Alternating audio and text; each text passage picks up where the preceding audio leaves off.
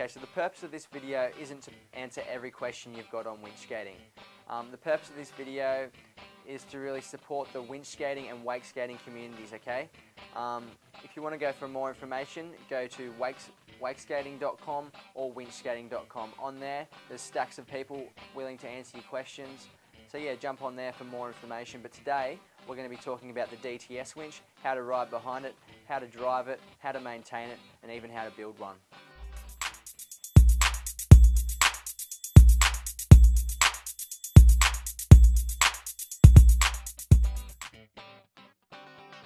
Okay, so everyone has their own way of explaining what a winch is.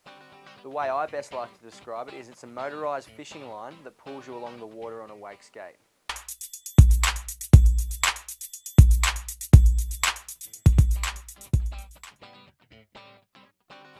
Okay, so what are some of the benefits of winch skating? Firstly, it's really cheap. It's 40 cents an hour to run, so basically you can have 3 full days on this tank here. Okay, the second benefit is it's really good for learning new tricks. So you can have 25 goes on behind the winch, and by the end of that 25th go, you've nailed that new trick. You know, shove-its, kick flips, ollies, rails, they're all not a problem when you're riding behind the winch. The third and probably the most exciting thing is the random locations you can hit. Whether it be a fountain in the city, a random puddle during a flood, or just your local bay. You know, you can pretty much take this thing anywhere you like and just be really creative with the locations you go to.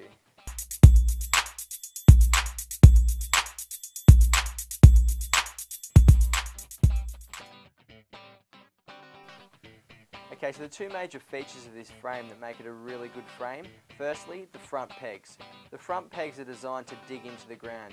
Now what this does is it totally secures the winch. So when you're riding behind the winch, the frame and the motor and everything doesn't move at all. Now the second good thing about this frame design is it's really compact and streamlined. I could carry this by myself, but it's a little bit awkward. 2 people could carry this for miles and then they wouldn't feel the weight or the strain of carrying it.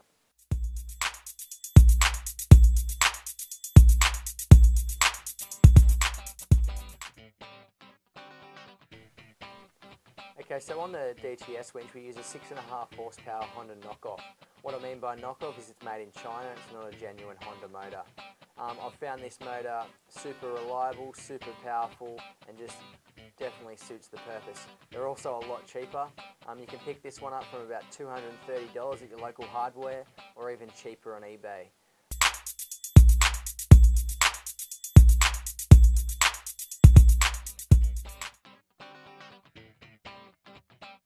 Okay, so here you've got your pull start. That's designed to obviously start the motor.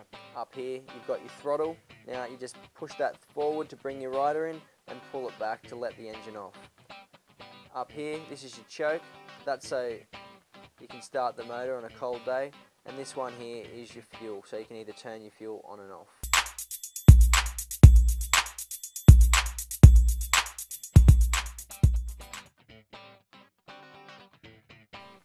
Okay, so we've got the muffler here. The reason why I've welded the muffler on is to prevent the exhaust fumes hitting this white backsplash. This backsplash is actually just plastic, so if the exhaust fumes were to go directly onto this plastic, it would melt through really quickly. So therefore I've put this exhaust on so that the exhaust fumes are sent to the side, and I can use whatever material I like for the backsplash. So if you want to use something different, you can, and you don't have to worry about the heat of the exhaust wrecking your backsplash.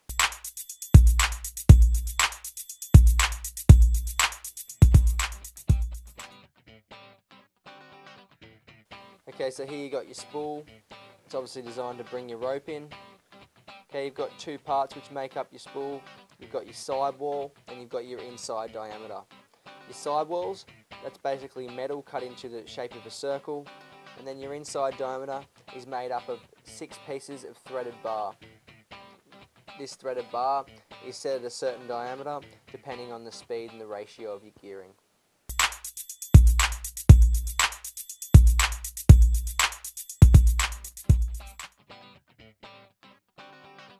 Okay, so here we've got the centrifugal clutch. It's a 12-tooth centrifugal clutch made by Comet Industries. It's secured through this bolt here and another grub screw at the back. The major reason why you need a centrifugal clutch on a winch is so that you can pull the rope back out. When the engine's at low revs, you can spin the chain this way, okay, and that will release the rope back out so you can walk back out to your starting location. Once the engine gets up to a certain amount of RPM, what that does is it then engages the clutch, and the clutch will then start to spin the other way, okay, which obviously pulls the rope in and allows you to ride on the water. So the way a clutch works is it's got these little shoes inside here. Now, it's all about centrifugal force, and when this centrifugal force is applied to the clutch, these shoes are thrown out onto this outer casing. Once these shoes hit the outer casing and are pressed up against the outer casing by the centrifugal force, this will then engage the clutch, forcing the chain to go the other way, thus pulling the rider in.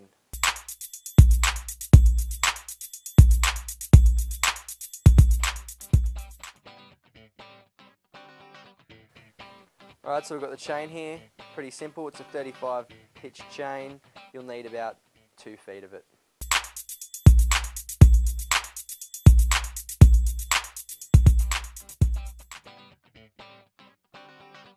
Alright, so the way we get the gear ratio is basically by counting up the number of teeth on the centrifugal clutch.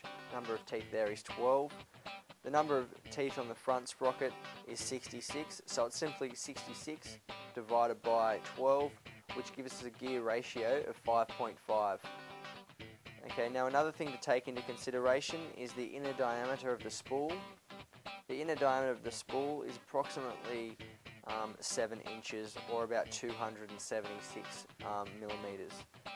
Now, what the gear ratio does is it determines how fast your rider will be going. So the top speed of the DTS winch is approximately 25 miles per hour on that gear ratio.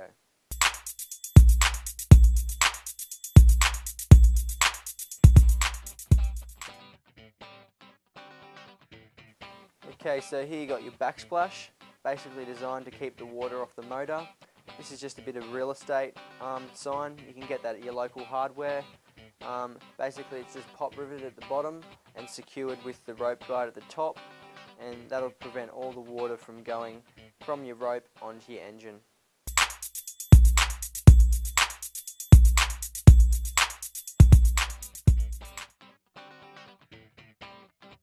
Okay, so with your nuts and bolts, make sure you're doing 2 things. Firstly, you're using Nylock nuts, okay, and secondly, you're backing that up with a product called Loctite. What those 2 things combined will do will prevent your nuts and bolts from coming loose due to the vibration of the engine, and it'll just make your winch run a whole lot better.